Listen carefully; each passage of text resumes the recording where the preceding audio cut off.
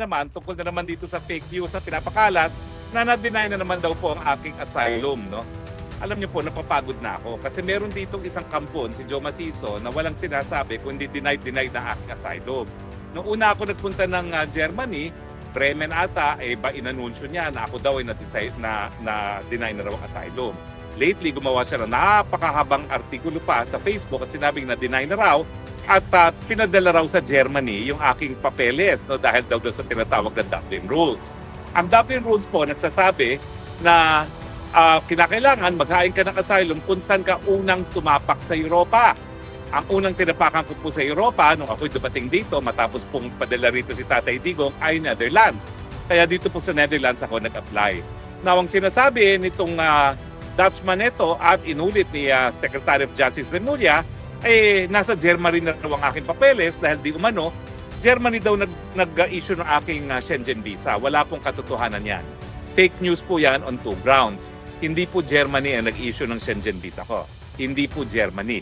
Kaya walang kahit anong possibility na Germany ang mag-handle ng aking asylum. Pangalawa, hindi po totoong na-deny. Sa totoo lang po, sunod-sunod ngayon ang mga appointments ko kasi mula po nang inisyuhan ako ng tinatawag nilang WID card, which is a residence card for asylum seekers, marami pong mga susunod na mga hakbang na dapat gawin. Nandiyan na po yung formal na pagrehistro sa syudad ng Hague ng aking residence at patapos po nun, bibigyan ako ng anong number yan? BSN number. So yung BSN number, yan po yung SSS. Yes. Pero ngayon meron na po akong WID card, yun nga po, nagbubukas na ako ng bank account. No?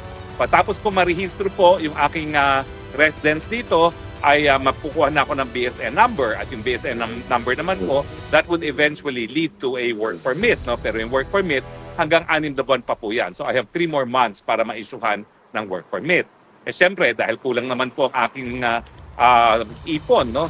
Bagamat I've been practicing law for 34 years already, siyempre, kahit papano, may limitasyon ng ipon. So eventually, I have to work here in Amsterdam, in Netherlands. No? And I have good news naman po. Meron na akong working agreement na I will join a law firm here, practicing international law, particularly international litigation and arbitration na nakabase po sa Amsterdam. Hindi po yan magiging full-time. Kumbaga, I will become an off-counsel kung anong kliyente ko. But if they will ask me to help in their cases, I will also help. Vice versa. No? At bukod po dyan, I have been interviewing quietly with different universities for a teaching job. No? At ako naman po ay hindi lang naging full-time professor sa UP, kundi sa National University of Singapore at saka sa American University rin. No? But of course, I'm hoping na yung campus na pagtuturuan ko will be close to The Hague, no? Dahil ayaw ko naman mapalayo sa The Hague. Pero yan po ay katotohanan, yan ang reality, hindi ka naman po pwedeng mabuhay lang on savings and after surviving on savings for the past 9 months kasi 6 na buwan po akong nag-exile bago pumunta ng Netherlands and it's now my 3rd month, syempre, paubos na rin yan at kinakailangan back to work. No? So actually, no isang araw po, I reported already to the office in Amsterdam. For the first time, I was in a suit. And this afternoon, I'm having my first legal meeting with a client that they want me to service as well, not tonight. So I'm heading for Amsterdam tonight. No? So yun, ang problema ko, isang leather shoes lang ang dala-dala ko. At syempre, isang suit lang ang dala-dala ko. So kinakailangan mamili na naman ng sapatos at mga pangdamit na opisina. No? Pero wala pong katotohanan na na-deny po ang asylum ko. Alam niyo po, itong asylum nito, it's treated in a very confidential manner. So dalawa lang po makakaalam ng resulta ng aking asylum. Ako po at saka ang Dutch government. No? Wala pong kahit sino na may access. No? Wala kayong database na pupuntahan. At kung tatawag kayo sa IND, yan yung nag-handle ng aking asylum, wala po silang masasabi sa inyo dahil it's treated in a very confidential manner. Ako po ay nag-practice din ng asylum law sa Philippines dahil nagkaroon po ako ng, kung hindi ako nagkakamali, 4 o 5 ADB officers na nagkaroon ng change of government sa kanilang mga bayan, kinancel ang mga passport at kinailangan silang humingi ng asylum sa Pilipinas para sila pwedeng manatili sa Pilipinas at patuloy na magtrabaho sa ADB. No? So alam ko po, worldwide, this asylum procedure is governed by treaty. Ito po yung Convention on the Rights of Refugees and Asylum Seekers. Uniform po ang procedure. Now, gaya po ng Pilipinas, ang procedure po dito sa Netherlands, administrative lamang. Pero hindi gaya sa Pilipinas, ang nag-handle ng immigration, yung immigration mismo, no? sa Pilipinas, DOJ po nag-handle at syempre, hiwalay ang DOJ sa immigration. Pero po, iisa lang. Ang maganda po dito, dahil ang immigration, ang tawag po dito, IND, ang siya nag-handle ng aking immigration, lahat ng request for deportation, dadaan din sa kanila. At syempre, dahil isa lang naman ang pangalan ko, makikita nila na yung request silang i-deport, hindi po pwedeng ma-deport habang nakabinbin po yung aking application for asylum dahil nga po, yan ang tawag. Ang tawag dyan is right to non-refoulement.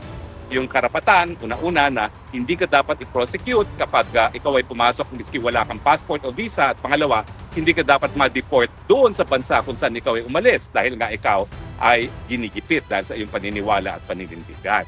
Now, tiwala naman po ako sa kakayahan ng mga Dutch authorities na timbangin kung ako talaga ay merong hinaharap na panggigipit. Pero ano ba ang realidad sa akin? No? Ako po talaga ay nanilbihan, tagapagsalita ni Tatay Digong. Maski tapos na po ang termino ni Tatay Digong, parang de facto spokesperson pa rin ako ni Tatay Digong. At syempre, nung naghiwalay po ang Marcos at ang Duterte nung Enero, formal na naghiwalay nung Enero, nung linunsad ang hakbang ng maisog, alam naman po natin na talagang kasama na rin po ako ni Tatay Digong na iwagayway ang katotohanan na ang nais mangyari ng Marcos administration ay Marcos forever. At isa nga po kung aktibong humihingi na ang ating Marcos Jr. ay sumailalim sa isang hair follicle test dahil naniniwala po kami na yung pulveronic video, yung testimonya ni Agent Morales at yung testimonya ni Cathy Binag na nung minsan ay inalok siya ng shabu ni First Lady mismo at nakita niya sa kanilang dalawang mata na nagsasabu yung presidente at saka yung kanyang dating partner ay sapat-sapat na ebidensya para magkaroon ng conclusion na kung hindi hair follicle test ang presidente, dapat nga siguro paniwalaan na itong mga paratang ito ay katotohanan. Pero siyempre, nandiyan pa rin ang pagkakataon ni Presidente Marcos Jr. na sumailalim sa hair follicle test para mapasinungalingan na itong lahat ng mga paratang neto. Kasi kung babasahin niyo po yung libro ni dating Executive Secretary Vic Rodriguez, no? Para sagutin nga yung kumakalat na chismis na sabi na rin ay si Tatay Digong na may isang kandidato di umano na pag nasa Davao ay gumagamit ng pinagbabawal na droga, para pasinungalingan yan, talagang pinakuha niya ng urinalysis test ang Marcos Jr. at di umano negative. Ang problema sa urinalysis talagang sandali lang po talaga yung trace ng droga kapag urinalysis ang gagamitin at saka napakabilis po ng resulta. Parang minuto pa lang ay meron ng resulta kaya nakapagtataka. Pero sabi nga ni Vic Rodriguez sa kanyang libro, at least nung ginawa nila yung urinalysis, parang natigil yung mga parata nga na gumagamit ng pinagbabawal na droga itong si Marcos Jr. Ngayon, hindi ko maintindihan bakit hindi pa mag-hair follicle test nang matapos na lahat yan. So anyway, gaya ng sinabi ko na dati, kaya po talaga ako pinupulbos dahil dyan sa pulveronic video. Nung nagsimula po ang Huwad Committee, ako naman po ay naging miyembro ng 17th Congress. Siyempre, marami pa akong kasama sa Kongreso. Yung panahon na nagsimula ang Huwad Committee, yung mga kasama ko po sa 17th Congress, sila na yung mga bida dahil sila yung mga third-termers. Sila na po nagsabi na pupulbusin talaga ang mga Duterte at ang kanilang mga kaalyado at sila na po nagsabi sa akin na pupulbusin ako ni Speaker dahil akong sinisisi sa pulveronic video. Ang katotohanan po niyan, nandun ako nung si Maharlika ay isinapubliko yung pulveronic video na yan at tatapatin ko po kayo, meron akong partisipasyon pag-authenticate ng video. Pina-authenticate po yung video na yan isang beses sa Los Angeles at isang beses sa iba pang bansa. Doon po ang naging partisipasyon ko, doon sa isang bansa pa yan. Kaya lang, ayaw po nilang isapubliko yung resulta bukod sa sinabi nila na authentic talaga yan. So, nung sinabi naman nila na authentic yan dahil sa mga iba't ibang mga test na ginawa, nagkaroon ng kumpiyansa. No? Na gumawa kami ng due diligence para masigurado na hindi naman kami magpapakita ng fake AI. Pero siyempre, nagkaroon talaga ng konfirmasyon yan, hindi lang sa pamamagitan ng isang computer program, kundi sa pamamagitan ng isang expert witness. Na pangalawa na po, pangalawang expert witness na po yan nung pinadala ni Maharlika yan sa Los Angeles sa isang eksperto sa Hollywood, no? Para suriin at ang conclusion ay hindi nga siya fake AI. Pero malinaw po na itong mga tanim kasong ito at saka yung pagigigil sa akin ng mag-asawang Marcos ay dahil dyan sa pulveronic video.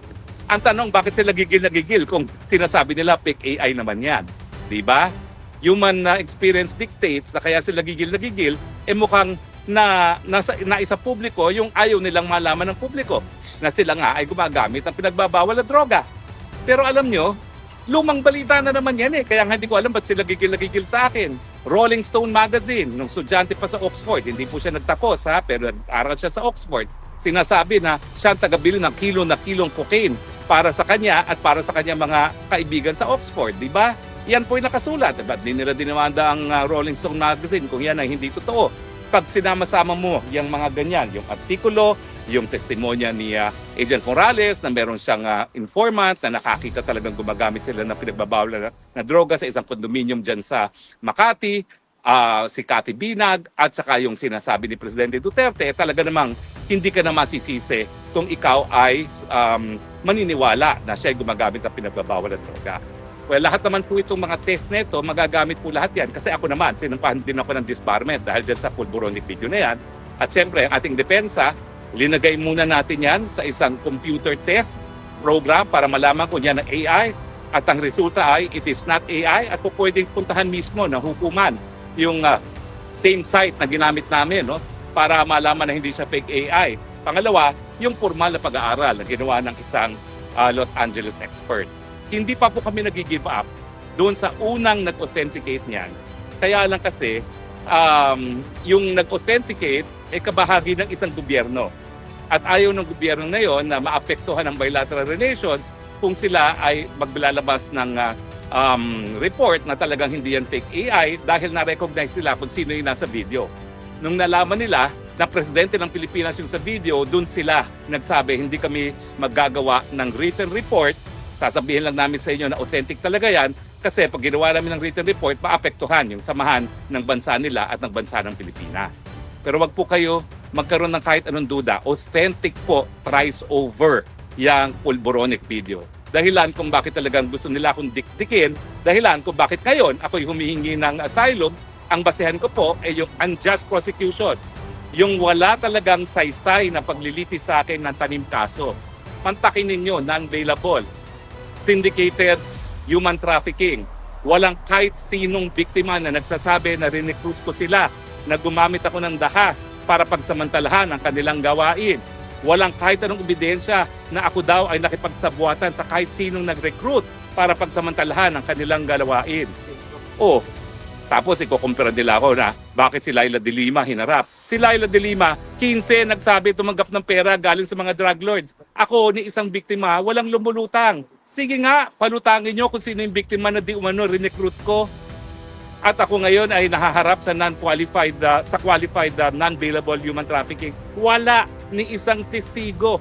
Kaya yan po ang pagkakaiba namin ni Laila de Lima. Si Laila de Lima, 15 kung hindi ako nagkakamali. I could be wrong, pero at least minimum 11 yan. Kasi in-interview ko po silang lahat. Dinala po sila sa Camp Aguinaldo, sa Camp Aguinaldo, doon sa barracks doon. Isa-isa ko silang in-interview. At ako nagbigay ng rekomendasyon na mukha namang totoo mga pinagsasabi ng mga testigo, bagamat lahat sila ay sentensyadong mga kriminal.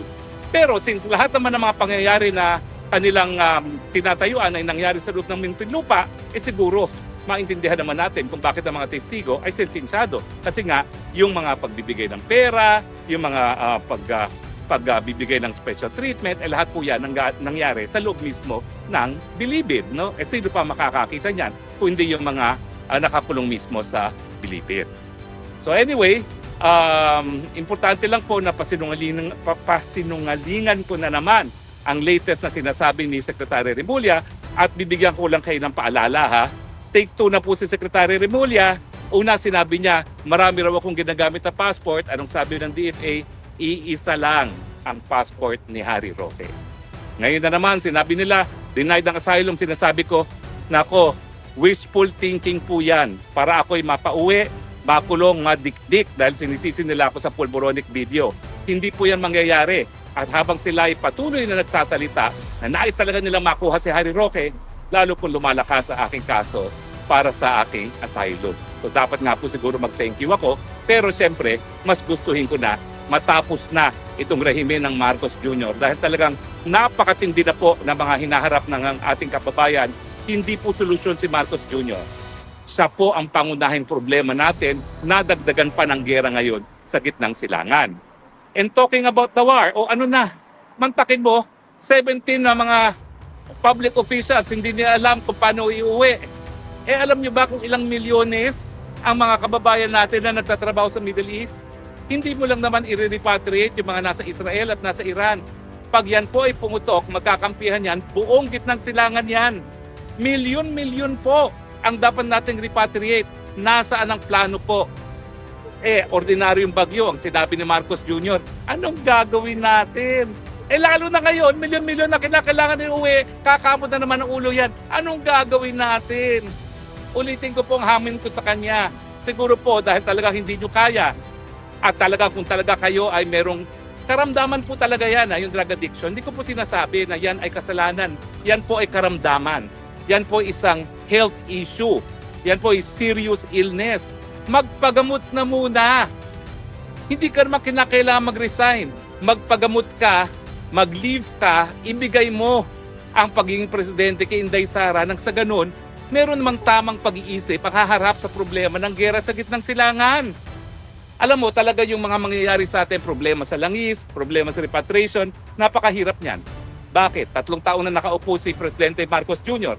Itinigil niya yung sinimulan namin sa Duterte administration na naghahanap kami ng alternatibong mga bansa na pagkakalapan, pagkukunan ng langis at mga gasolina. Na-identify na po namin ang Russia, ang ano pa ito?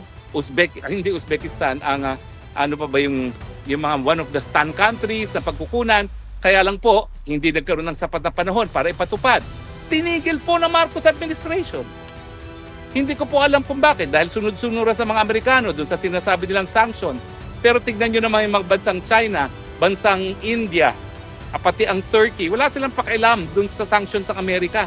Basta kinakailangan nila ng langis, kumuha sila ng langis dahil mas mura at readily available. At ngayon, saan tayo kukuha ng langis pag nagputukan? Pag nagputukan po yan, 90% na lahat ng langis natin galing sa gitnang silangan. Saan tayo kukuha? Walang preparasyon. Ni hindi man lang tayo nakikipag-usap sa mga karatig bansa natin na mayroon langis. Malaysia, Indonesia, Thailand. Siguro dapat ngayon nakikipag-usap na tayo. Pati Vietnam, may sariling ano rin yan, langis. Dapat makipag-usap na tayo, makipagsunduan tayo, nabibigyan tayo ng prioridad para bumili ng langis. Kasi pag nagputukan yan, hindi lang mamahal ang langis, wala ka pang makukuha kasi walang maglalayad na tangke papunta ng Middle East habang nagpuputukan. So importante po magkaroon ng alternatibong pag-aangkatan ng langis. Gawin na po yan. Ayan, miski hate ko Marcos administration, tinuturuan ko na po kayo. Dahil ang mga anak ko nandyan, ang mga kamag-anak ko nasa Pilipinas pa rin, wala rin po silang mabibiling gasolina kapag nagputukan. Alam ko naman ang gagawin nyo, mag-iimbak kayo para mga sarili nyo at mga kamag-anak nyo, mga kaibigan nyo, kayo lang ang gagalaw sa kalye dahil kayo lang may gasolina.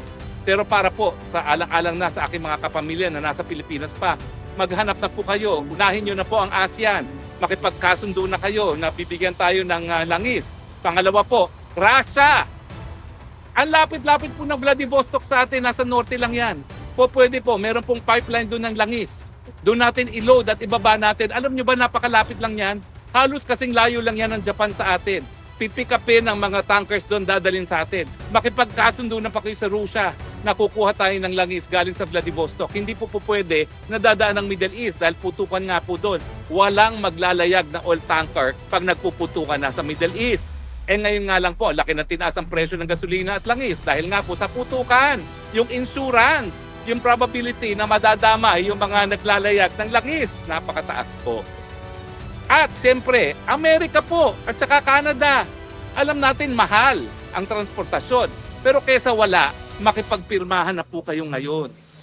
Dahil kung hindi po, mauubos din po yung supply galing sa Russia, sa Amerika, sa Southeast Asia. Tama na po ang pagkakamot ng ulo. Ay nako, imbis na atupagin itong mga dapat gawin dahil nagigera sa Middle East, inuubos ang panahon, ang resources, ang pera ng gobyerno para bilhin ang boto ng mga senador sa parating na impeachment trial ni Inday Sara Duterte. Mahiya naman kayo, wag nyo nang gamitin ang pera ng taong bayan para dyan sa makonvict si Inday Sara. Gamitin nyo na po para umangkat ng langis dahil kung wala po tayong langis, titigil po ang ekonomiya. Literally, magugutom ang taong bayan. Sa tingin nyo ba, lalo kayong tatagal sa posisyon kung ngayon kalahati, gutom na yung kalahati pa, magugutom na rin.